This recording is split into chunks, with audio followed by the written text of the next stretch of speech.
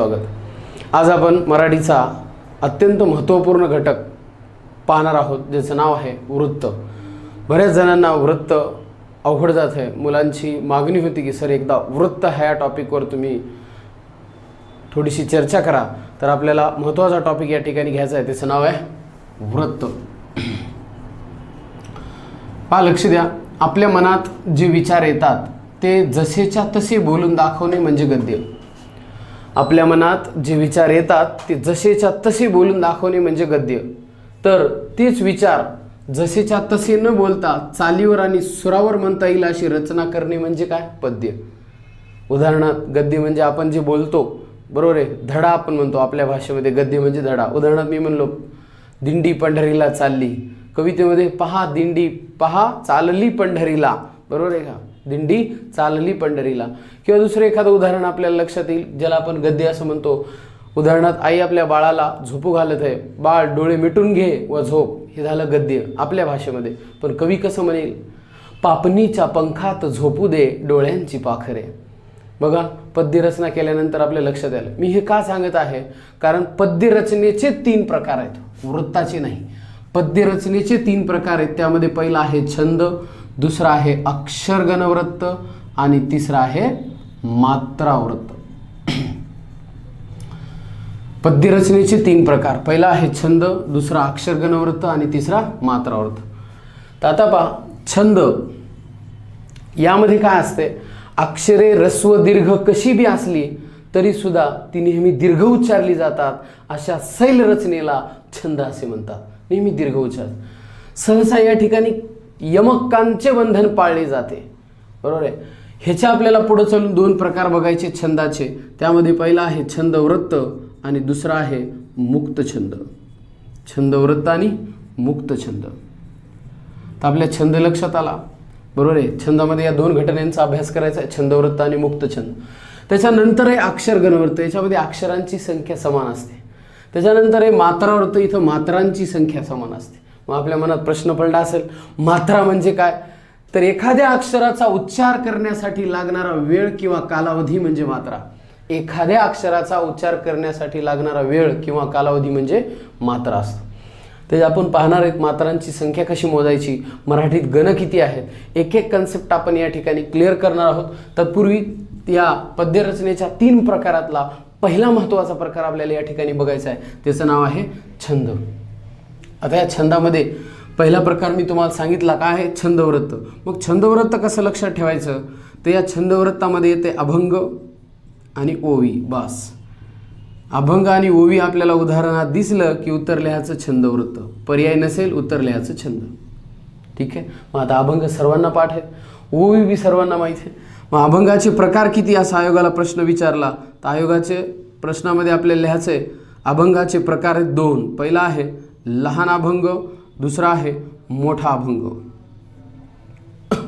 लहान अभंगाचे 2 चरण असतात, तर मोठ्या अभंगाचे 4 चरण असतात। काही जण म्हणत लहान आणि मोठा कसा ओळखायचा ते बी आपण सांगू। पहिल्यांदा ओवीचे प्रकार पहा। या ठिकाणी ओवीचे सुद्धा 2 प्रकार आहेत। पहिला आहे पारंपरिक ओवी, तर दुसरा आहे आधुनिक ओवी।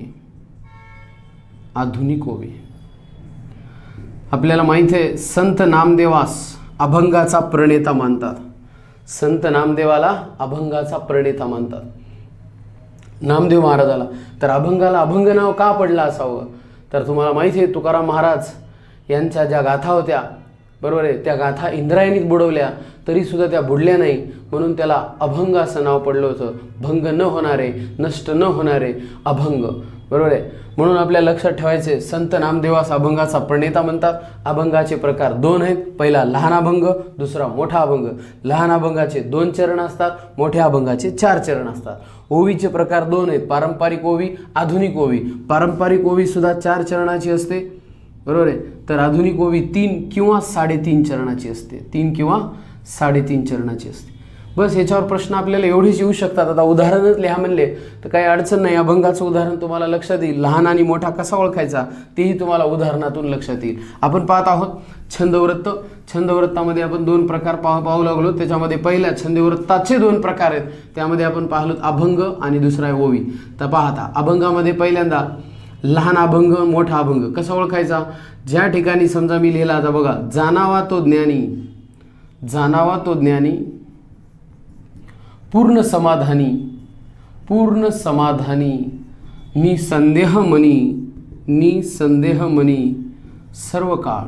आपल्या भाषेमध्ये सोपी खून तोपर्यंत अशी लक्षात ठेवा की एंडिंगला 4 अक्षर आले की समजायचं तो मोठा अभंग आहे. ह्याचे 4 चरण असतात. मोठ्या अभंगाचे किती चरण असतात? 4 चरण असतात. बघा, पहिला इथं दंड हे चिन्ह आपल्याला दिसायले, हे पहिलं चरण जाणावा तो ज्ञानी, दुसरं पूर्ण समाधानी, तिसरं निसंदेह मनी, चौथं आहे सर्व काळ. दुसरं उदाहरण लहान अभंगाचं पाहायचं असेल तर आपण पाहू. उदाहरण पहा, लहानपण देगा देवा, लहानपण देगा देवा, देगा देवा, मुंगी साखरेचा रवा, मुंगी साखरेचा रवा, मुंगी साखरेचा रवा, ऐरावत रत्न थोर, ऐरावत रत्न थोर, त्यासी अंकुशाचा मार, त्यासी अंकुशाचा मार. या ठिकाणी तुम्हाला शेवटी 4 अक्षर दिसणं, 4 चरण दिसायले. अंकुशाचा मार, त्याला आपण लहान अभंग म्हणायचं. सॉरी, 2 चरण. पहिल्यांदा आता काही जण म्हणतील कसं काय, तर लहानपण देगा देवा पुढी याच्या पुढं लिहिलेलं आहे मुंगी साखरेचा रवा, हे दोन्ही मिळून 1 चरण आहे. बरोबर आहे. ऐरावत रत्न थोर, त्यासी अंकुशाचा मार, हे पुढं आहे या ठिकाणी, म्हणून हे दुसरं चरण आहे.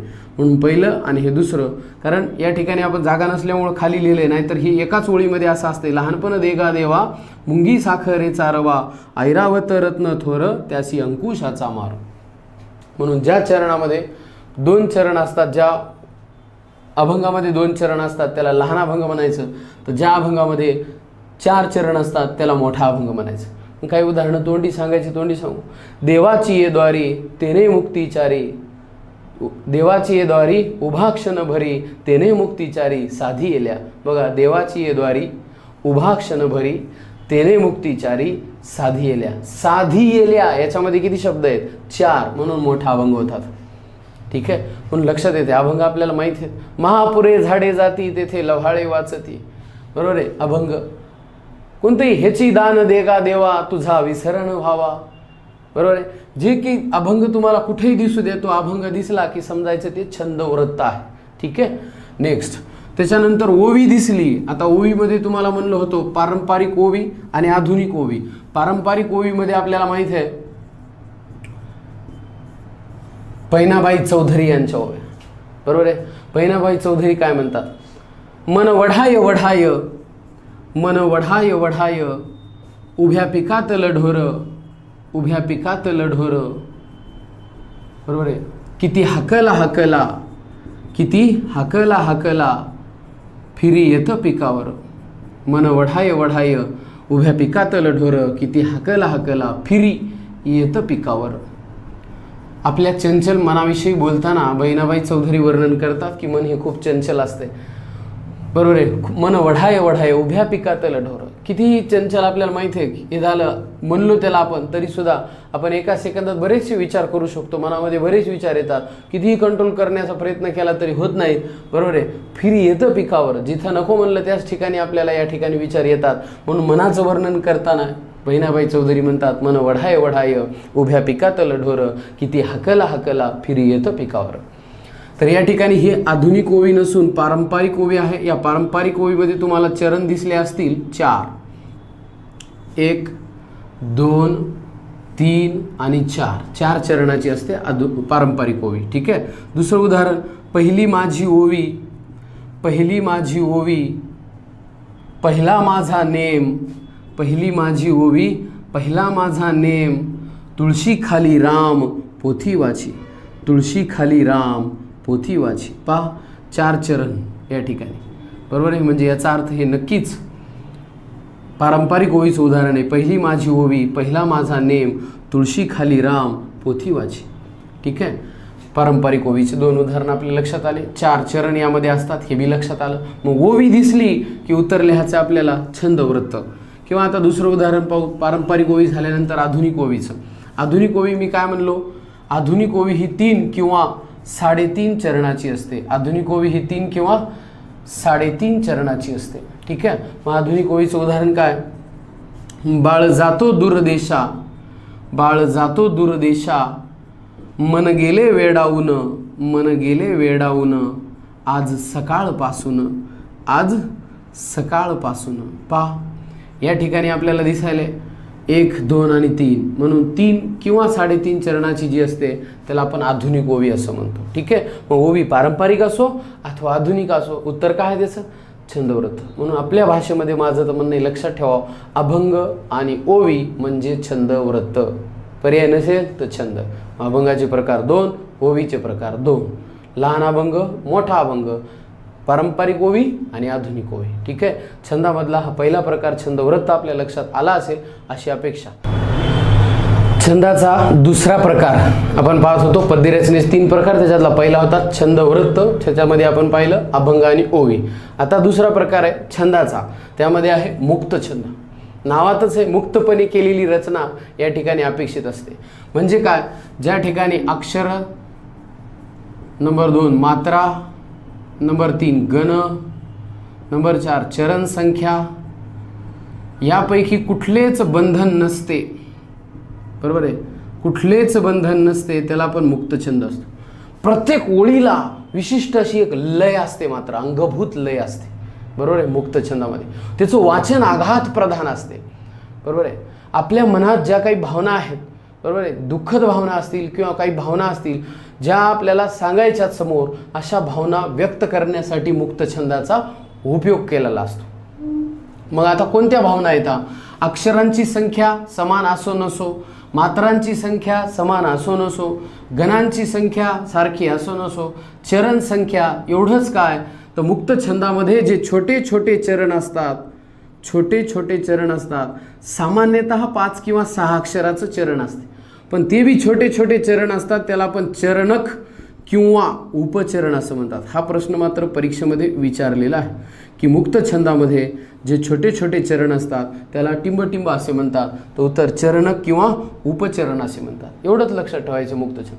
दुसरं काय लक्षात ठेवायचं? अक्षर, मात्रा, गण, चरण संख्या किंवा उपचरण. बरोबर आहे. यापैकी यांचे किती असावं, काय असावं यांचं काहीही बंधन नसतंय, त्याला मुक्त छंद असं म्हणतात. ठीक आहे. मग मुक्त छंद आपल्या लक्षात आला. आपल्या मनातल्या ज्या काही अवघड भावना आहेत त्या बोलून दाखवण्यासाठी मुक्त छंदाचा आपण उपयोग करत असतो. आता उदाहरण तुम्हाला सांगायचं झालं, देवा ह्याही देशात पाऊस पाड, देवा ह्याही देशात पाऊस पाड, जिथे पाण्याला येतो खुनाचा वास. देवा ह्याही देशात पाऊस पाड, जिथे पाण्याला येतो खुनाचा वास, जिथे हिंसेच्या मळ्यात पिकतो ऊस किंवा ताग. देवा जोवर तू आहेस तोवर निषिद्ध आहे वैताग. देवा जोवर तू आहेस तोवर निषिद्ध आहे वैताग. ही ओळ आपल्या सर्वांना माहिती आहे, बुकमध्ये आपण वाचली असेल. तर हे मुक्त छंदाचं उदाहरण आहे. दुसरं उदाहरण आपल्याला मुक्त छंदाचं सांगता येईल. आपणच आपल्याला लिहिलेली पत्रे वाचता वाचता, आपणच आपल्याला लिहिलेली पत्रे वाचता वाचता, ओले होणारे डोळे पुसून, ओले होणारे डोळे पुसून फडफडू द्यावीत वाऱ्यावर पाने. ओले होणारे डोळे पुसून फडफडू द्यावीत वाऱ्यावर पाने. वाऱ्यावर पाणी. बघा, अनुराधा पाटील यांचं हे मुक्त छंदाचं उदाहरण आहे. आपणच आपल्याला लिहिलेली पत्रे वाचता वाचता, ओले होणारे डोळे पुसून फडफडू द्यावीत वाऱ्यावर पाणी. मुक्त छंदामध्ये केलेली रचना आहे. तिसरं उदाहरण आपल्याला सांगायचं झालं तर सगळ्यात महत्त्वाचं आहे, नारायण सुर्वे यांची 2 दिवस नावाची कविता. आपल्या सर्वांना माहिती आहे. तिसरं उदाहरण काय? नारायण सुर्वे यांची 2 दिवस नावाची कविता. बरोबर आहे. नारायण सुर्वे. आपल्याला एक ओळ त्याचं कडवं मी या ठिकाणी सांगतो लिहिण्यापेक्षा. 2 दिवस वाट पाहण्यात गेले, 2 दिवस वाट पाहण्यात गेले, 2 दुःखात गेले. हिशोब करतो आहे किती राहिले आहे तो डोईवर उन्हाळे. हिशोब करतो आहे किती राहिले आहे तो डोईवर उन्हाळे. शेकडो वेळा चंद्र आला, तारे फुलले, रात्र धुंद झाली, भाकरीचा चंद्र शोधण्यात जिंदगी बर्बाद झाली. भाकरीचा चंद्र शोधण्यात जिंदगी बर्बाद झाली. नारायण सुर्वे यांची 2 दिवस नावाची कविता कोणत्या छंदाचं उदाहरण आहे? मुक्त छंद. पर्याय नसेल तर आपल्याला लिहायचे छंद. कोणतंच बंधन नसते, जसं मनात आलंय त्या पद्धतीनं त्याला लिहिलेलं असते. कोणतंच बंधन इथं पाळायची गरज नाही. अक्षरांची संख्या सारखी आहे का, मात्रांची आहे का, काही नाही. बरोबर आहे. मुक्त छंद. ठीक आहे. आपण पाहिलं छंदाचा अभ्यास केला. छंदाचे दोन प्रकार पाहिले. पहिला छंदवृत्त आणि दुसरा मुक्त छंद. ठीक आहे. गंभीर भावना, प्रौढ भावना व्यक्त करण्यासाठी मुक्त छंदाचा उपयोग केलेला असतो. कोणतेच बंधन तिथं पाळलेलं नसते, हे आपल्या लक्षात आलं. त्याच्यानंतर छंदामध्ये आपण पाहिलं छंदवृत्त असा जो प्रकार आहे त्याच्यात अभंग आणि काय येते, ओवी येते.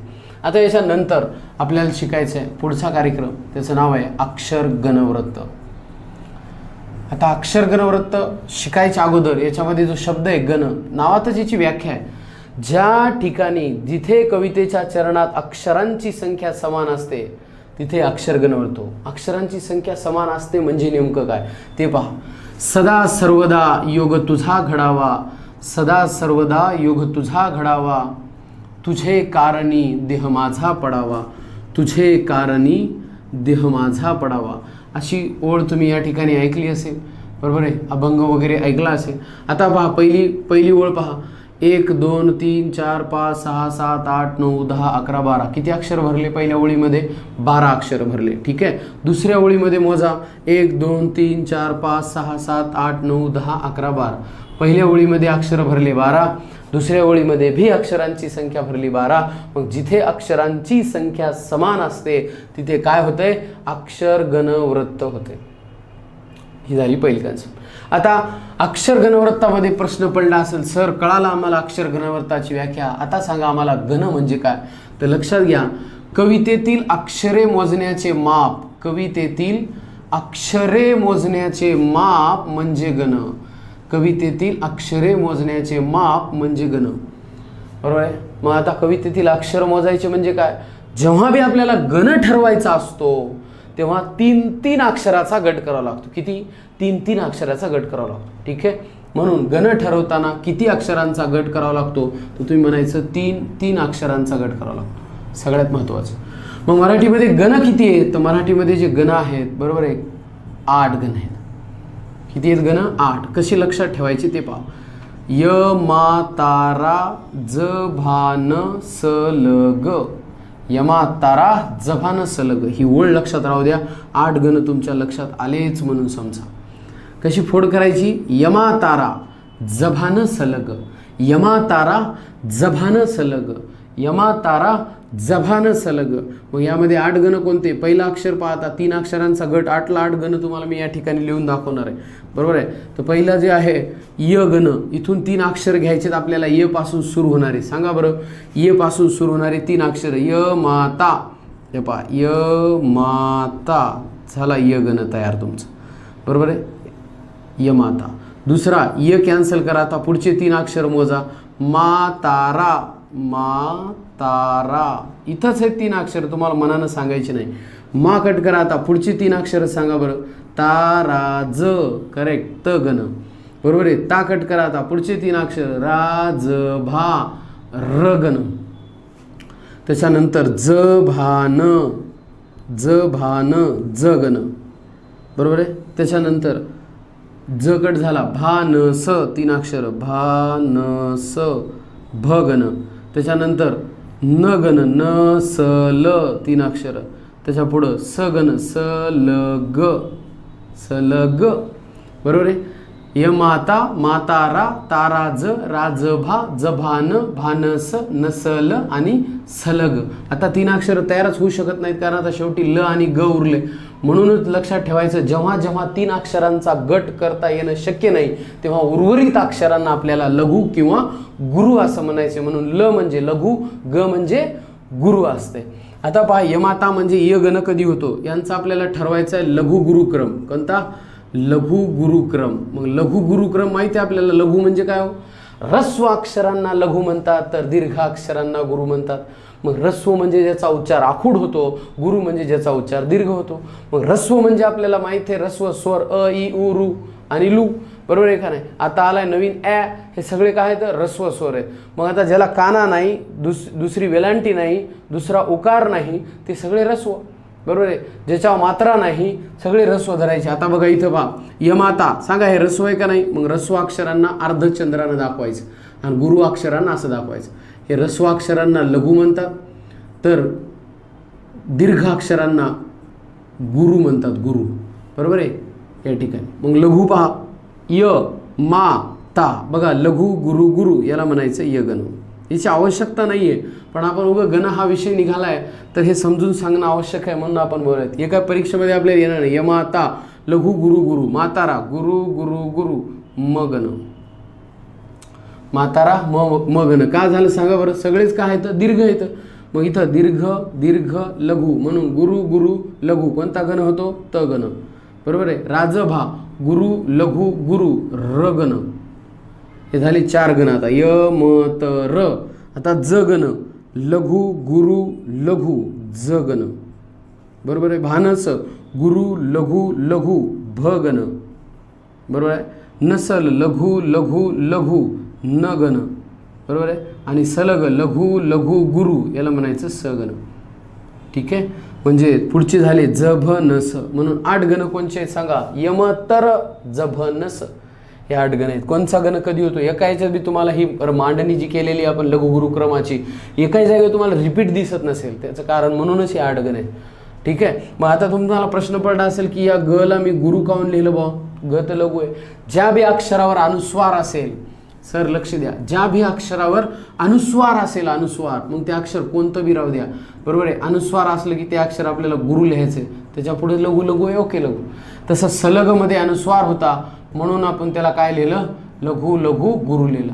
अनुस्वारयुक्त अक्षर नेहमी दीर्घ असते म्हणून त्याला गुरु लिहितात. ठीक आहे. आता त्याच्यानंतर पहा, ज्याच्या समोर विसर्ग असतो, विसर्ग, ते सुद्धा आपल्याला लिहायचे. दुःखाने असा शब्द आहे समजा, तर द ला उकार पहिला आहे, मान्य आहे.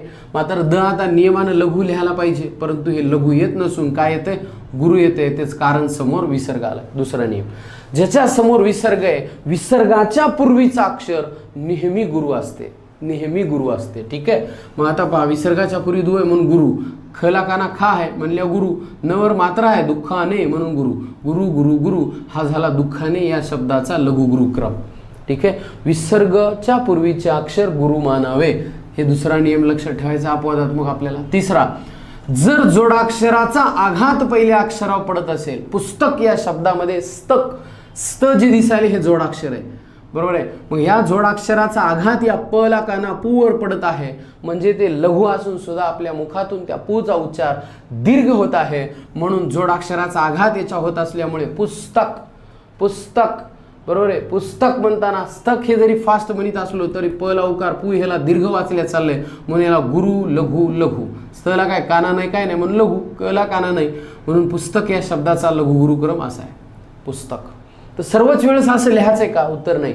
जेव्हा जोडाक्षराचा आघात याच्यावर पडतो पहिल्या अक्षरावर तेव्हाच असं लिहायचं. एखाद्या वेळेस पडणार नाही. फॉर एक्झाम्पल उन्हात, आता उन्हात मध्ये या न ला काना हा ह्या जोडाक्षराचा आघात उवर पडताना दिसत नाही, दीर्घ उ वाचायले का? उन्हात, उन्हात. उन्हात म्हणताना उ हा रस्व आहे, म्हणजे याचा अर्थ याला मी रस्व लिहिणार, याला गुरु लिहिणार, याला लघु लिहिणार. म्हणून रस्व दीर्घ लघु, उन्हात या शब्दाचा लघु.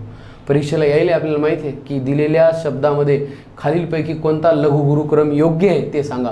मग शब्द दिले चालेल, त्याचा लघु गुरुक्रम सांगितल्या चाललाय, तेव्हा तुम्हाला हे नियम माहीत असणं फार गरजेचं आहे. पहिला नियम सांगितला, अनुस्वारयुक्त अक्षर दीर्घ असते, विसर्गाच्या पूर्वीचा अक्षर दीर्घ असते. आणि तिसरा सांगितला, या ठिकाणी जोडाक्षराचा आघात जर पहिल्या अक्षरावर पडत असेल तर ते अक्षर सुद्धा काय असते? दीर्घ असते. आपण अभ्यास केला छंद म्हणजे नेमकं काय नाही, अक्षर गणवृत्त म्हणजे काय. अक्षर गणवृत्ताची व्याख्या आपल्या लक्षात आली, अक्षरांची संख्या समान असते. दुसरं आपल्या लक्षात आलं गण म्हणजे काय, कवितेतील अक्षरे मोजण्याचे माप म्हणजे गण. किती अक्षरांचा गट करावा लागतो? 3 अक्षरांचा गट करावा लागतो. त्याच्यानंतर त्याचे काही नियम पाहिले आपण की लघु गुरुक्रम म्हणजे काय. ह्रस्व अक्षरांना लघु म्हणतात, गुरु अक्षरांना दीर्घ म्हणतात. हाही भाग आपल्या लक्षात आला. 3 अपवाद पाहिले की बाबा अनुस्वारयुक्त अक्षर काय म्हणायचे आपल्याला? लघु. आणि त्याच्यानंतर ज्याच्यावर समजा गुरु म्हणायचं, अनुस्वारयुक्त अक्षर काय म्हणायचं आपल्याला? गुरु म्हणायचे. त्याच्यानंतर विसर्गाच्या पूर्वीचं अक्षर काय म्हणायचं? गुरु म्हणायचे. त्याच्यानंतर जोडाक्षराचा आघात पहिल्या अक्षरावर पडत असेल तर काय म्हणायचं? गुरु म्हणायचे. हे 3 घटना सुद्धा लक्षात आल्या. त्याच्यानंतरचा भाग आहे अक्षर गणवृत्त म्हणजे काय आणि अक्षर गणवृत्ताचे प्रकार. ठीक आहे. तर अक्षर गणवृत्ताच्या प्रकारामध्ये पहिला प्रकार आहे इंद्रवज्रा. इंद्रवज्रा. आता इंद्रवज्रा हे अक्षर गणवृत्त आहे. आपण नाही का पाहिलं सदा सर्वदा योग तुझा घडावा, त्याच्यामध्ये 12 अक्षर भरले होते. मग आता त्या 12 अक्षराहून अक्षर गणवृत्ताचा प्रकार कोणता आपल्याला सांगता आलं पाहिजे. तर ज्या ओळीमध्ये अक्षरांची संख्या बरोबर आहे 11 असते त्याला आपण इंद्रवज्रा म्हणतो, बरोबर आहे. त्याच्यानंतर पुढचा प्रश्न असतो त्याचे गण सांगा, ते आपण नंतर पाहू. पहिल्यांदा इंद्रवज्रा हे अक्षर गणवर्त आहे, याच्या प्रत्येक चरणात 11 अक्षरे असतात. दुसरं भुजंगप्रियात, भुजंगप्रियात हे अक्षर गणवर्त आहे, याच्या प्रत्येक चरणात 12 अक्षरे असतात. किती असतात? 12. मग तुम्हाला माहीत झालं असेल, जर परीक्षेत उदाहरण आलं सदा सर्वदा योग तुझा घडावा, पाठ करायची गरज नाही, तुम्ही त्याचे काय मोजा? अक्षर मोजा. तुम्ही पाहिले पहिल्या ओळीत 12 भरले, दुसऱ्या ओळीत 12 भरले, मग 12 जिथं असतात त्या ठिकाणी कोणतं व्रत असते? भुजंगप्रियात. उदाहरण पाठ करायची गरज नाही, उदाहरण तुम्हाला परीक्षेत दिलं जाईल. तिसरा आहे वसंत तिलका. वसंत तिलका हे अक्षर गणवर्त आहे, याच्या प्रत्येक चरणामध्ये 14 अक्षरे असतात. किती अक्षरे असतात? 14. त्याच्यानंतर नंबर 4ला आहे मालिनी. मालिनी हे अक्षर गणवर्त आहे, याच्या प्रत्येक चरणामध्ये 15 अक्षरे असतात. किती? 15 अक्षरे असतात. नंबर 5 वसंत तिलका, मालिनी. त्याच्यानंतर आहे मंदाक्रांता. मंदाक्रांता हे सुद्धा एक अक्षर गणवर्त आहे, याच्या प्रत्येक चरणात 17 अक्षरे असतात. नंबर 6 पृथ्वी हे अक्षर गणवर्त आहे, याच्या प्रत्येक चरणात 17 अक्षरे असतात. आपल्याला माहीत पाहिजे मंदाक्रांतामध्ये 17 आहेत, पृथ्वीमध्ये 17 आहे. नंबर 7ला शार्दूल विक्रीडित. शार्दूल विक्रीडित हे अक्षर गणवर्त आहे, याच्या प्रत्येक चरणात 19 अक्षरे असतात. किती अक्षरे असतात? 19 अक्षरे असतात. नंबर 8 मंदारमाला. मंदारमाला हे अक्षर गणवर्त असून याच्या प्रत्येक चरणात 22 अक्षरे असतात. आणि नंतर आहे सुमंदारमाला. सुमंदारमाला सुद्धा अक्षर गणवर्त आहे आणि याच्या प्रत्येक चरणामध्ये 23 अक्षरे असतात. किती अक्षरे असतात? 23. हे आपल्या लक्षात पाहिजे. जे परीक्षेच्या दृष्टिकोनातून महत्त्वाचं आहे तेवढं आपण या ठिकाणी लिहिलं आहे. आपल्याला 12वी पर्यंतचा सिलेबस दिलेला आहे का नाही. स्त्रकधरा आहे, त्याच्यामध्ये उपेंद्र वज्रा आहे, भरपूर आहेत. पण आपल्याला एक्झामच्या दृष्टिकोनातून इतके सुद्धा नाहीत. महत्त्वाचं सगळ्यात VIP आहे शार्दूल विक्रीडित, नंतर आहे पृथ्वी, नंतर आहे मालिनी, नंतर आहे वसंत तिलका, नंतर आहे भुजंगप्रियात. हे सगळ्यात VIP. तरी आपण एवढी लक्षात ठेवले तरी काय अडचण नाही. आपल्याला पहिलं माहीत पाहिजे नाव, अक्षर गणवर्ताच्या प्रकाराचं नाव, आणि दुसरं माहीत पाहिजे अक्षरांची संख्या. त्याच्या बाद आपण तिसरा प्रश्न कव्हर करू. एकदा रिपीट करू चला. इंद्रवज्रामध्ये 11 अक्षर असतात, भुजंगप्रियातमध्ये 12 अक्षर असतात, वसंत तिलका 14, मालिनी 15, मंदाक्रांता 17, पृथ्वी 17, शार्दूल विक्रीडित 19, मंदारमाला 22, सुमंदारमाला 23. ठीक आहे. मग आता पहा त्यांचे काय विचारतात. तिसरा सगळ्यात महत्त्वाचा प्रश्न, ज्याच्यामुळं मुलांना आपल्याला अवघड जातं काय व्रत, तर त्याचं म्हणणं गण. तर गण लक्षात ठेवायचे नाही. आपल्याला पक्क माहिती आहे गण 3-3 अक्षरांचा काय असतो? गट. मग चला आता परीक्षेमध्ये प्रश्न आला. चला काय त त ज ग ग हे खालीलपैकी कोणत्या व्रताचे गण आहेत? समजा असं परीक्षेत विचारलं, हे गण कोणत्या व्रत आहेत? नाही तुम्हाला माहीत नाही, मलाही माहीत नाही, असं गृहीत धरू आपण. ठीक आहे. मग मला सांगा गण तुम्हाला 8 माहीत आहेत का? य म त र ज भ न स. किती गण आहेत? 8 गण आहेत. मग या 8 गणापैकी त त ज दिसायले ग नावाचा गण आहे का हो? नाही आहे. मग गण कसा ठरवितात ते सांगा. 3 अक्षरांचा गट. मग फक्त 3चा पाडा म्हणा. 3 1 3, 3 2 6, 3 3 9, आणि जिथं 3चा गट म्हणजे गण नसल्यावर त्याला एकच मोजायचं, 10 आणि 1 11. मग मला सांगा याचे अक्षर किती व्हालेत? 11. मग 11 म्हणल्यावर काय? इंद्रवज्रा. कारण तुम्हाला हे पाठच आहे की इंद्रवज्रामध्ये 11 अक्षरे असतात. म्हणून गण पाठ करायची अजिबात आवश्यकता नाही. परत सांगायलो, 8 गणापैकी कोणता बी गण दिसला त्याला 3चा पाड्यामध्ये 3 3 3 मोजायचं. आणि ग किंवा ल हे गण नाहीत. ल किंवा ग गण नाही. ल म्हणजे लघु, ग म्हणजे गुरु दर्शवायले, त्यांना एक एकच मोजायचा, एक एक मोजायचा. बघा एकदा परीक्षेत आलं य य यती 4 वेळा भुजंगप्रियाती. आता हे गण परीक्षेत डायरेक्ट आले, तुम्हाला म्हणलं सांगा हे गण कोणत्या व्रताचे. तुम्ही काय करायचं? य नावाचा गण आहे, मग म्हणा 3चा पाडा 3 चोक 12. य 4 वेळेस आहे ना, मग 3 3 3 4 वेळेस 3 चोक 12. 12 कशात असतात? भुजंगप्रियात. बरोबर का नाही? आपल्याला माहिती आहे भुजंगप्रियातमध्ये 12 अक्षर असतात. बरोबर. त्याचं उदाहरण बी कळालं आपल्याला. सदा सर्वदा योग तुझा घडावा. वसंत तिलकात 14 अक्षर असतात. त भ ज ज 3 चोक 12, 13 14 ग ग. म्हणून याचे गण आहेत त भ ज ज ग ग, त भ ज ज ग ग. बरोबर आहे. 3 चोक 12, 13 14. 14 म्हणलं की वसंत तिलका. मालिनी ननम यय, ननम यय. आता हे मी सांगत असलो तरी तुम्हाला अजिबात पाठ करायचं नाही. याच्यामुळे अवघड वाटतंय ना. मग परीक्षेत आलं म्हणायलो हे चला ना न मग ये आलं परीक्षेत तुम्हाला म्हणलं सांगा हे गण कोणत्या व्रताचे. तुम्ही काय करा 3चा पाढा म्हणा. 3 1 3 3 2 6 3 3 9 3 4 12 3 5 15. कारण इथं लिहिलेले सगळे गण आहेत. 8 गणाचे नाव पाठ पाहिजे त्यासाठी य म त र ज भ न स. यापैकी कोणतं बी अक्षर दिसलं की 3 मोजायचे त्याला. मग 3 5 किती भरले 15. मग 15 अक्षरे कशात असतात मालिनी. बरोबर आहे. 15 कशात असतात मालिनी. मंदाक्रांत आणि पृथ्वी सांगताना तुमचा प्रश्न पडला असेल सुरुवातीपासून दोघांत बी 17 आहे. मग कसं ओळखायचं थोडंफार लक्षात घ्यावं लागेल आपल्याला. याचे गण लक्षात ठेवायचे. मंदाक्रांताची सुरुवात मभन तत गग. मभन तत गग. काहीतरी ट्रिक्स आपल्याला इथं बनवावं लागेल तयार करावं लागेल. काय म्हणायचं कसं लक्षात ठेवायचं. 3 1 3 3 2 7 3 3 3 12 3 5 15 16 आणि 1 17 व्हायले. मग आता या मन सुरुवात आहे ना बरोबर आहे. या दोघांतच कन्फ्युजन आहे ना. मग जिथं ज्या गणाची सुरुवात मन आहे तो मंदाक्रांत आहे बरोबर आहे. आणि पृथ्वीला आपण काय म्हणतो जग बी म्हणतो. म्हणून याची सुरुवात जन आहे. जसं जसं यलग. जसं जसं यलग. लक्षात ठेवण्यासाठी खून द्यायला फक्त आपल्या भाषेमध्ये बरोबर आहे. आता जसं जसं यलग. मग आता ज बघा काय आहे 3 1 3 2 7 3 3 9 3 4 12 3 5 15 16 आणि 1 17. कारण ल आणि ग नावाचा गण नाही म्हणून याला एक एकच मोजलंय. बाकी सगळे गण आहेत म्हणून याला 3चा पाढा म्हणलाय. 3 5 15 बरोबर आहे. आणि हे 16 आणि 1 17. मग इथं 17 पृथ्वी. मग आता या दोघांमध्ये कन्फ्युजन होईल असं तुमचं म्हणणं आहे बरोबर आहे. तर लक्षात ठेवायला काय अडचण आहे. जर हे गण पृथ्वीचे वाटत असतील तर सुरुवात जन पाहिजे होती. मंदाक्रांताचे वाटत असतील हे गण तर याची सुरुवात मन पाहिजे होती. म्हणून मंदाक्रांता म्हणजे गणाची सुरुवात मन पृथ्वीची सुरुवात जन. काही म्हणायचं त्याला का पृथ्वी ज फॉर जग बरोबर आहे. आणि लक्षात ठेवण्यासाठी बाकी काय दोघांमधलं कन्फ्युजन तुम्हाला दूर करायचं नाही तर मग गण पाडून पाहावं लागतात बरोबर आहे का नाही. याचं उदाहरण तुम्हाला माहिती आहे मंदाक्रांताचं. असं सुरुवात आहे बघा. मेघांनी हे गगन भरता. मेघांनी हे गगन भरता गाढ आषाढ मासी होई परिस्युक विकलतो कांत एकांतवासी. असं उदाहरण आहे. पण आपण आता मेघांनीच बघा फक्त गुरु गुरु गुरु बघा. हे मेघांनी उदाहरण. आता याचे 17 भरले अक्षर तुम्हाला कन्फ्यूज झालंय. पृथ्वी लिहा का मंदाक्रांता. तर मेघांनीचे तुम्ही काय पाडा गण पाडा बघा. गुरु गुरु गुरु. मग गुरु म्हणल्यावर काय असते कोणता गण असते माहिती ना आपल्याला. म मातारा म मानावा बरोबर आहे. ते आपण गण लिहिलं ते 8 त्याच्यामध्ये 8वा काय मापासून काय लिहिलं तर मातारा गुरु गुरु गुरु म्हणजे म गण असा असतो बरोबर आहे. मग इथं म गण आहे. मग म गणानं सुरुवात कोणाची असते मंदाक्रांताची असते. आय होप लक्षात आलं असेल. म भन तत गग म्हणजे मंदाक्रांता. जसं जसं यल ग म्हणजे पृथ्वी. नाही तर लक्षात ठेवा म भ मंदाक्रांता जसं पृथ्वी. दोघांमध्ये फरक आहे बरोबर आहे. जसं जसं यलग बरोबर आहे का नाही. पोरायला काही काही वेळेस लक्षात येत नाही बरोबर आहे का नाही. त्याच्या लक्षात येत नाही जसं जसं यलग. ते म्हणते कसं कसं यलग. तर आपण तसं लक्षात न ठेवता जसं जसं यलग असंच लक्षात ठेवायचं. शार्दूल विक्रीडित. शार्दूल विक्रीडित ही अक्षर गणवर्त आहे. याच्या प्रत्येक चरणात तुम्ही म्हणले 19 अक्षरे असतात. आता प्रश्न बघत आहोत गण कसा ओळखायचा. तर बघा परीक्षेत डायरेक्ट आलं मस जसं तत ग. मस जसं तत ग हे गण कोणत्या व्रताचे तुम्हाला माहीत नाही. मी म्हणालो मला बी माहीत नाही. गृहीत धरा आपण. मग काय करा इथं आता 3चा पाढा म्हणा. आपल्याला हे सुद्धा माहीत नाही. तर ह्याच्यावर मला अक्षर काढता येतात का गणावरून. काढता येतात. कसे गण म्हणलं की 3 अक्षर.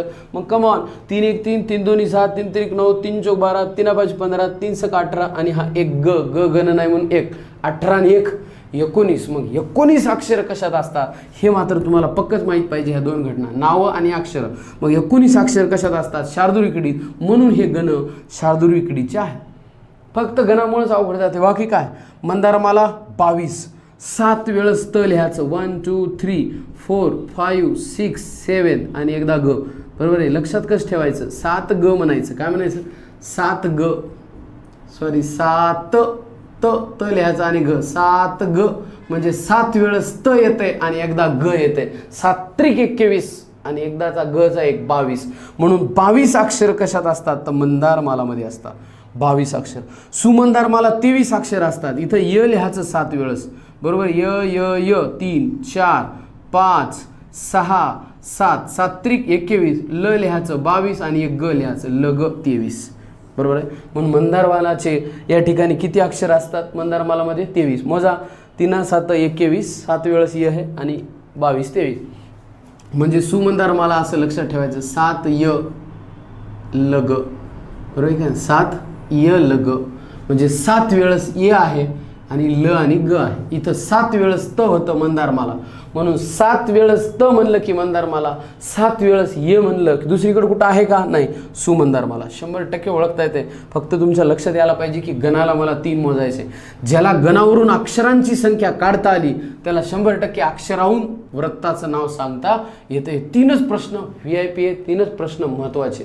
लघु गुरुक्रम कसा काढायचा ते तर सांगितलं, बरोबर. हे 3 महत्त्वाचे. आता तुम्ही म्हणसाल नाही यती नावाचा प्रश्न आलता परीक्षेत, तर आवश्यकता नाही. यती म्हणजे काय, दिलेल्या कवितेचे चरण म्हणताना आपण ज्या ठिकाणी मध्येच थांबतो त्या थांबण्याच्या स्थितीला किंवा विरामाला काय म्हणतात, यती. इंद्रवज्रा 5व्या अक्षरावर यती येतात, भुजंगपर्याय 6व्या अक्षरावर येतात, वसंतिलक 8व्या अक्षरावर येतात, मालिनी 8व्या अक्षरावर येतात, शार्दूलविक्रीडित 12व्या अक्षरावर येतात, बरोबर आहे. इथं 1, 11 असे म्हणजे 3 वेळ जिथं जिथं थांबतो. आता 22 म्हणले अक्षर मोठे तर 1, 10 आणि 16 मंदारमाला म्हणजे पहिल्या अक्षरावर थांबतो, 10व्या अक्षरावर थांबतो, 16व्या अक्षर असं समजा यती. म्हणजे तर कधी आलंय का बाबा, बरोबर आहे की भुजंगपर्यायच्या यती. जर आला असेल तर लक्षात ठेवा. मग तुम्ही इंद्रवज्रा 5व्या अक्षरावर यती येतात, भुजंगपर्यायमध्ये 6व्या अक्षर येतात, वसंतिलकमध्ये 8व्या अक्षरात. यती म्हणजे आपण एखादी कविता म्हणताना डायरेक्ट पूर्णच म्हणत नाही, कुठंतरी थांबतो. सदा सर्वदा योग, योग म्हणताना योपाशी थांबलो याचा अर्थ सदा सर्वदा 6व्या अक्षरात थांबायला पाहिजे, म्हणून तिथं यती आल्या म्हणतात. तुम्ही नाही थांबले यती भंग झाला असं म्हणायचं, बरोबर आहे. म्हणून यती म्हणजे थांबण्याच्या स्थितीला किंवा विरामाला ज्या ठिकाणी आपण थांबतो त्याला काय म्हणतात, यती असं म्हणतात. अशा प्रकारे आपणास अक्षर गणवृत्ताचे प्रकार सांगता येतात, परीक्षेच्या दृष्टीनं महत्त्वाचे. हे अक्षर गणवृत्ताचे प्रकार: इंद्रवज्रा, भुजंगपर्यात, वसंत तिलका, मालिनी, मंदाक्रांता, पृथ्वी, शार्दूलविक्रीडित, मंदारमाला आणि सुमंदारमाला. अक्षर हे 2 तक्ते पहिले आपल्याला पाठ असणं आवश्यक आहे. इंद्रवज्रा 11, भुजंगपर्यात 12, वसंत तिलका 14, मालिनी 15, मंदाक्रांता 17, पृथ्वी 17, शार्दूल 19, मंदारमाला 22, सुमंदारमाला 23. बाकी गण कोणता बी देऊ द्या त्याच्याहून तुम्हाला ऑटोमॅटिकली याचं नाव सांगता येते. लक्षात आलं, बरोबर आहे. पूर्ण तक्ता आपल्या लक्षात आला असेल अशा अपेक्षेसह अक्षर गणवृत्तासाठी आपण या ठिकाणी थांबू. अक्षर गणवृत्तानंतर पुढचा महत्त्वाचा प्रकार आहे पद्यरचनेचा. आपण पाहिलेले वृत्ताचे प्रकार आपण पाहत होतो. मात्रा वृत्त. तर एखाद्या अक्षराचा उच्चार करण्यासाठी लागणारा वेळ म्हणजे आपण म्हणलो होतो मात्रा, बरोबर आहे. एखाद्या अक्षराचा उच्चार करण्यासाठी लागणारा वेळ म्हणजे मात्रा. क म्हणायला कमी वेळ लागतो म्हणून 1 मात्रा. कला काना का म्हणायला याच्यापेक्षा जास्त वेळ लागतो, याला 2 मात्रा. कला पहिली वेलांटी कमी वेळ लागायला 1 मात्रा, पण कला दुसरी वेलांटी गुरु आहे 2 मात्रा. कवर मात्रा असेल तर समजायचे गुरु आहे, कवर 2 मात्रे असतील तर समजायचे गुरु आहे, याच्या 2 मात्रा पकडायच्या. कला काना आणि त्याच्यावर 2 मात्रा पकडायच्या. काना आणि 2 मात्रे असतील त्याला बी 2 मात्रा पकडायच्या. कवर अनुस्वार असेल, बरोबर आहे, तरी सुद्धा 2 मात्रा पकडायच्या कारण हे गुरु असते. कच्या पुढे विसर्ग असेल तरी 2 मात्रा पकडायच्या कारण इथं सुद्धा दीर्घ उच्चारल्या जाते. ठीक आहे, आपल्या लक्ष द्यायला पाहिजे लघु आणि गुरु काय असते. ज्याला लघु म्हणजे रस्व कळालं आणि दीर्घ. रस्व लघु म्हणलं की 1 मात्रा, गुरु म्हणलं की 2 मात्रा असते. आणि जिथं मात्रांची संख्या समान असते तिथं मात्रावृत्त असते. ठीक आहे, मात्रांची संख्या समान. पहिल्यांदा पाहिलं अक्षरांची संख्या. मात्रावृत्त कधी वापरतात बरं? जेव्हा अंगाई गीते, पाळणे, उपदेशाचे डोस पाजणारे फटके, शूरवीरांसाठी म्हटले जाणारे पोवाडे, समरगीते, बरोबर आहे, त्याच्यानंतर अंगाई गीत, हे जे काही समजा आपण याचं वर्णन करताना मात्रावृत्ताचं, भूपाळ्या आहेत, आरत्या आहेत. सगळ्यात महत्त्वाचं म्हणजे लावणी हा प्रकार सुद्धा मात्रावृत्तामध्ये मोडतो. बरोबर आहे, लावणी, भूपाळ्या, आरत्या, कटाव, बरोबर आहे, पोवाडे, हे सगळे मात्रावृत्ताचं म्हणजे त्याचं वर्णन करताना मात्रावृत्ताचा उपयोग केला जातो. मग मात्रावृत्त लक्षात आला असेल त्याच्यात माझ्या म्हणण्यानुसार तर 2च लक्षात ठेवायला पाहिजे. पहिला आहे दिंडी आणि दुसरा आहे आर्या. बस, सगळ्यात महत्त्वाची 2च मात्रावृत्त आहेत. कारण दिंडीमध्ये 19 मात्रा असतात तर आर्यामध्ये 30 मात्रा असतात. एवढं परीक्षेच्या दृष्टिकोनातून महत्त्वाचं. आपल्याला उदाहरण या ठिकाणी पाहता येईल. 19 मात्रा असतात दिंडीमध्ये आणि आर्यामध्ये 30 मात्रा असतात. उदाहरण आपण पाहत होतो. घोष होता ज्ञानबा तुकाराम, घोष होता ज्ञानबा तुकाराम, राऊळाची ही वाट सुखाराम, राऊळाची ही वाट सुखाराम, वाट सुखाराम, समजा असं लिहिलं सुखाराम. ठीक आहे, आता वरच्या ओळीमध्ये जर तुम्ही मात्रा मोजल्या तर 19 मात्रा भरायला पाहिजे आणि खालच्या ओळीमध्ये मात्रा मोजल्या तर 19 भरायला पाहिजे. उदाहरणार्थ 2 1 2 2 2 1 2 2 2 2 आणि 1 याची बेरीज करा तुम्ही, उत्तर येते 19 मात्रा मोजल्यात आपण. अक्षराचा उच्चार करण्यासाठी लागणारा वेळ म्हणजे काय असते हो? मात्रावृत्त. याचे वेळ मात्रा मोजल्या तर किती भरायला पाहिजे? आता 19 म्हणजे अक्षरं न मोजता आपण मात्रा मोजायलो आणि जिथं मात्रांची संख्या समान असते तिथं कोणतं वृत्त असते? मात्रावृत्त असते. मग जिथं 19 मात्रा असतात, पहिल्या ओळीत 19, दुसऱ्या ओळीत 19, तिथं कोणतं वृत्त होईल? दिंडी होईल. किती उदाहरणं सांगता येतील तुम्हाला? दुसरं उदाहरण सांगायचं झालं तर पोर खाटेवर मृत्यूच्याच दारा, कुणा गरिबाचा तळमळे विचारा. पोर खाटेवर मृत्यूच्याच दारा, कुणा गरिबाचा तळमळे बिचारा. जर तुम्ही याच्यात बी मोजल्या तर 19 मात्रा भरतात, याच्यात बी 19. म्हणून हे उदाहरण सुद्धा कयाचं आहे? तर दिंडीचं आहे. म्हणजे दिंडीमध्ये 19 मात्रा असतात, बरोबर आहे. त्याच्यामध्ये समजाती, अर्धसमजाती इतकं आहे, पण परीक्षेच्या दृष्टीने आपल्याला जेवढं महत्त्वाचं आहे तेवढं सांगायलो. दिंडीमध्ये 19 मात्रा असतात, ती मात्रावरती आहे. आर्यामध्ये 30 मात्रा असतात. त्याचं उदाहरण सांगा म्हणले तुम्ही. मोरोपंथाच्या, लक्षात ठेवा, आर्या प्रसिद्ध आहेत. मोरोपंथाच्या आर्या काय ता? प्रसिद्ध आहेत. आर्याला दुसरं नाव आहे, बरोबर आहे का नाही? संस्कृतमध्ये आर्याला गीती असं म्हणतात. काय म्हणतात? गीती, बरोबर आहे. मात्रावर्ताचं दुसरं नाव जाती हे, जाती, बरोबर आहे का नाही? मात्रावर्ताचं दुसरं नाव काय आहे? जाती. मात्रावर्ताला जाती म्हणतात, तर आर्याला गीती म्हणतात. आता आपण आर्याचं उदाहरण पाहत आहोत. उदाहरणात पहा. सुश्लोक वामनाचा अभंगवाणी प्रसिद्ध तुकयाची, अभंगवाणी प्रसिद्ध तुकयाची, अभंगवाणी प्रसिद्ध. ओवी ज्ञानेशाची अनिक आर्या मयूरपंथाची, अनिक आर्या मयूरपंथाची. आता या ठिकाणी आपण असं उदाहरण लिहिलंय. हे उदाहरण याचंच का आहे? कारण इथून ते इथपर्यंत, बरोबर आहे, हा जो पूर्ण भाग आहे हे पहिली ओळ आहे. सुश्लोक वामनाचा अभंगवाणी प्रसिद्ध तुकयाची, दुसरी ओळ ओवी ज्ञानेशाची अनेक आर्या मयूरपंथाची. आता पहिल्या ओळीमध्ये जर तुम्ही लघु गुरुक्रम पाडला तर किती भरतात? 30 मात्रा. आणि या ठिकाणी सुद्धा किती भरतात? 30 मात्रा. मग 30 म्हणल्यावर कोणता असते वृत्त सांगा? आर्या हे मात्रावृत्त असते. ठीक आहे. त्याचं उदाहरण परत एकदा आहे का? सुश्लोक वामनाचा अभंगवाणी प्रसिद्ध तुकयाची, ओवी ज्ञानेशाची अनेक आर्या मयूरपंथाची. किती भरतात मात्रा याच्यात? 30. म्हणून हे उदाहरण याचं आहे. दोन महत्त्वाचे प्रकार दोनच आहेत, तुम्ही फक्त लक्षात ठेवा. त्याच्या पलीकडे प्रश्न आलेला नाही, पण तुम्ही म्हणले पुढचे बी सांगा तर काही अडचण नाही. पुढच्या प्रकारामध्ये आपल्याला लक्षात ठेवायचे मग पादाकुलक. त्याच्यानंतर आहे फक्त याच्यात मात्रा किती येतात तेवढंच लक्षात ठेवा, बालानंद, बरोबर आहे. त्याच्यानंतर आहे नंबर 3, समजा 4 झाले. समजा 5वं आपण उदाहरण महत्त्वाचं पाहिलं, जीवनलहरी. त्याच्यानंतर आहे नववधू. त्याच्यानंतर आहे चंद्रकांत, सूर्यकांत, बरोबर आहे. त्याच्यानंतर साकी. आणि त्याच्यानंतर शेवटचं आहे महत्त्वाचं सगळ्यात, फटका, बरोबर आहे. अनंत फंदीचे फटके मराठीमध्ये प्रसिद्ध आहेत. अनंत फंदीचे फटके मराठीत प्रसिद्ध आहेत. फटका हे मात्रावर्त आहे, याच्यात जवळपास 30 मात्रा असतात. किती? 30.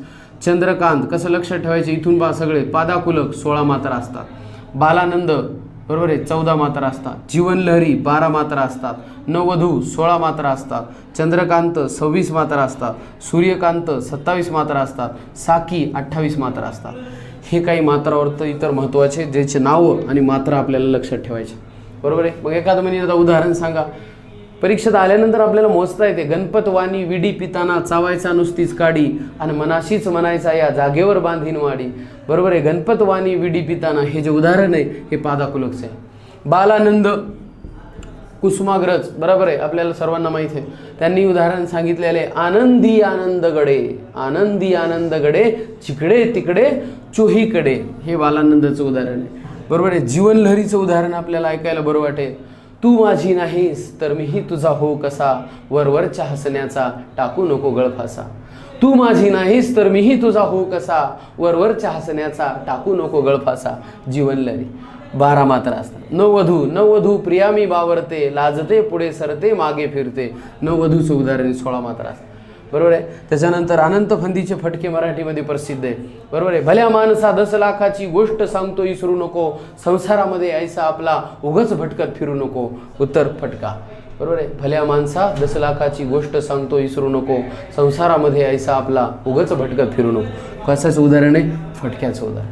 ठीक आहे. अशा पद्धतीनं मात्रावर्तामध्ये काही मात्रावर्त महत्त्वाची ती तुम्हाला लक्षात ठेवायची. आपल्या लक्षात आलं असेल अशी अपेक्षा. आपण वृत्त या पाठामध्ये छंदाचा म्हणजे नंबर 1ला छंद, नंबर 2ला अक्षर गणवर्त आणि नंबर 3 मात्रावर्त म्हणजे काय नेमकं पाहिलं. छंदाचे प्रकार, अक्षर गणवर्ताचे प्रकार आणि मात्रावर्ताचे प्रकार पाहिले.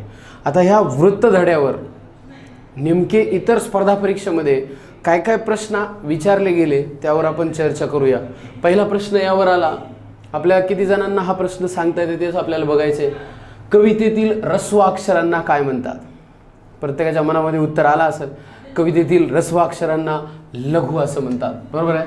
आपण लिहिलं होतं याचं उत्तर काय? लघु. ऱ्हस्व अक्षरांना लघु म्हणतात, तर दीर्घ अक्षरांना गुरु असं म्हणतात. करेक्ट आहे. हा प्रश्न विचारलेला आहे. दुसरा प्रश्न आहे, कवितेतील अक्षरे मोजण्याचे माप टिंब टिंब हे आहे. आता कवितेतील अक्षरे मोजण्याचं माप कोणतं आहे सांगा पाहू. प्रत्येकाच्या मनात उत्तर रेडी असेल. कवितेतील अक्षर मोजण्याचं माप आहे गण. कवितेतील अक्षर मोजण्याचं माप काय? गण. कारण व्याख्यात लिहिली होती आपण, कवितेतील अक्षरे मोजण्याचे माप म्हणजे गण होय. बरोबर आहे. 3-3 अक्षरांचा काय करावा लागतो? गट करावा लागतो. किती गण आहेत मराठीमध्ये? 8. वृत्तामध्ये किती गण आहेत समजा? 8. यम तर जभ नस. नेक्स्ट, अभंग म्हणजे काय? तर ह्याचं उत्तर बरेच जण लिहितात, कधीही नष्ट न होणारी कविता. बरोबर आहे. तर लक्षात ठेवा पर्याय काय होता आणि त्याचं उत्तर काय दिलं होतं? एक काव्य रचना प्रकार. एक काव्य रचना प्रकार. 4 पर्याय जर तुम्हाला दिले असते तर तुम्ही हेच उत्तर लिहिलं असतं 100%. बरोबर आहे का नाही? तिथं लिहिलं होतं कधीही नष्ट न होणारी कविता असं म्हणतात का अभंगाला? नाही. एक काव्य रचना प्रकार आहे. बरोबर आहे. कवितेचाच एक प्रकार आहे समजा अभंग. हे उत्तर आयोगानं दिलेलं आहे. आता पुढचा चौथा आणि महत्त्वाचा प्रश्न आहे, गण म्हणजे काय? तर गण आपण पाहिलेले. सॉरी हे कोणत्या वृत्ताचे गण आहे? त त त त त त ग. हे कोणत्या वृत्ताचे? चला आपल्याला माहिती आहे गण 8 आहे. त्याच्यापैकी 3 1 3, 3 2 6, 3 3 9, 3 4 12, 3 5 15, 3 6 18. बरोबर आहे. 3 6 18, 3 7 21 आणि याचा पकडला 1. 21 आणि 1 22. सांगा बरं 22 अक्षर कशात असतात? उत्तर 22 अक्षर असतात मंदारमाला. म्हणून हे मंदारमाला या वृत्ताचे गण आहेत. मंदारमाला 3 अक्षरांचा गट असतो म्हणून 3चा पाडा म्हणला. बरोबर आहे. ग नावाचा गणत नाही आहे म्हणून आपण त्याला एकच मोजायचं आहे. सांगा तसंच दुसरा प्रश्न आहे, त भ ज झ ग ग हे कोणत्या वृत्ताचे गण आहेत? 3 1 3, 3 2 6, 3 3 9, 3 4 12, 13 14. सांगा 14 अक्षर कशात असतात? उत्तर वसंत तिलका. वसंत तिलका या अक्षर गणवृत्तामध्ये 14 अक्षरे असतात. न न म य य हे कोणत्या वृत्ताचे गण आहेत? 3 1 3, 3 2 6, 3 3 9, 3 4 12, 3 5 15. 15 कशात असतात? मालिनी. म्हणून हे मालिनी या वृत्ताचे गण आहेत. न न म य य य यती 4 वेळा. 3 1 3, 3 2 6, 3 3 9, 3 4 12. 12 म्हणजेच या गणावरून तुम्हाला अक्षर काढता आले पाहिजे. अक्षर 12 हे आपल्याला माहीतच आहे. 12 अक्षरे कशात असतात? हो, भुजंग पर्यायातमध्ये असतात. कशामध्ये असतात? भुजंग पर्यायातमध्ये. म्हणून य य य य हे भुजंग पर्यात या अक्षर गणवत्ताचे गण आहे. त्याच्यानंतर मात्रावर्त महत्त्वाचं काय होतं सांगा? दिंडी. किती? 19 मात्रा. आर्या 30 मात्रा. आर्याला संस्कृतमध्ये काय म्हणतात? गीती. मात्रावर्ताचं दुसरं नाव काय? जाती. बरोबर आहे. अशा प्रकारचे वेगवेगळे प्रश्न आपल्याला या वृत्त या धड्यावर वृत्त या चॅप्टरवर विचारले जाऊ शकतात. बरोबर आहे. आपण याची तयारी करसाल. बरोबर आहे. व्यवस्थितपणे समजून सांगण्याचा या ठिकाणी प्रयत्न केलेला आहे. जाता जाता फक्त तुम्हाला मी एवढंच म्हणेल की विद्यार्थी मित्रांनो, स्पर्धा परीक्षेची तयारी करत असताना संघर्ष हा करावाच लागतो. जीवनामध्ये संघर्षाशिवाय काहीच मिळत नाही. म्हणून फक्त तुमच्यासाठी एवढं बोलतो की जिंदगी जीना आसान नहीं होता. जिंदगी जीना आसान नहीं होता, बिना संघर्ष के कोई महान नहीं होता. जब तक न पडे हथौड़े की चोट, पत्थर भी भगवान नहीं होता. पत्थर भी भगवान नहीं होता. आपल्याला माहीत पाहिजे. बरोबर आहे. प्रयत्नांती परमेश्वर, असाध्य ते साध्य करिता सायाचा अभ्यास तुका म्हणे. आळस आलेला झटकून टाका. येणाऱ्या स्पर्धा परीक्षेची आपल्याला तयारी करायची आहे. कोणतीच गोष्ट अवघड नाही ठरवल्यानंतर.